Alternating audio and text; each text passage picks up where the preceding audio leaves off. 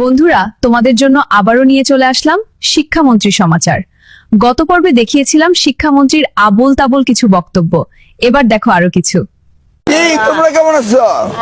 ঠিক মতো লেখাপড়া করো তো? করতে হবে, নকল আর হবে না। কি গো, ভালো আছেন? ভালো আছেন আপনারা?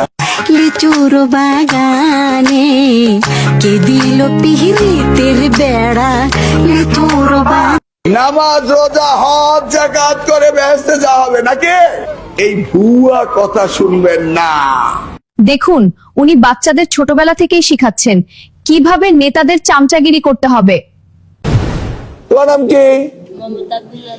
আব্দুল্লাহ মামুন। বেগম খালেদা জিয়ার নাতনি তারেক রহমানের মেয়ের নাম কি?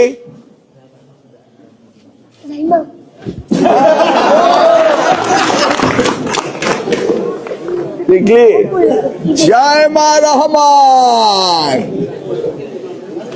ওকে, তোমরা রাজনীতি করবা জায়মা রহমানের সাথে, তাই না? তোমরা কার সাথে রাজনীতি করবা? জায়মা রহমানের সাথে নাকি? তুমি কার সাথে রাজনীতি করবা বলো?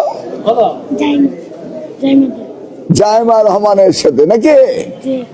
ওকে, তুমি কার সাথে রাজনীতি করবা? সবকিছুরই একটা সাইড ইফেক্ট আছে। ঠিক একই জিনিস হয়েছে শিক্ষামন্ত্রীর সাথে।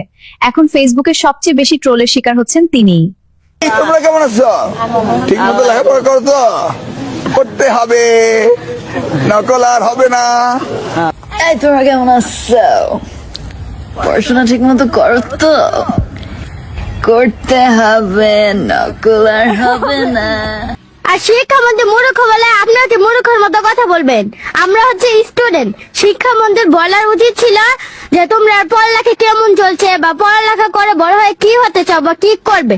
আর মূর্খের মতো বলছে যে বড় হয়ে কার রাজনীতির সাথে যুক্ত থাকবে। এসব কি কথা? মূর্খ তো আপনি কি মূর্খ হবেন?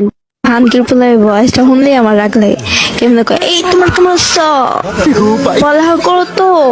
করতে হবে, নকল আর হবে না। নকল আর পুটকি দেবো তুমি খান করবে।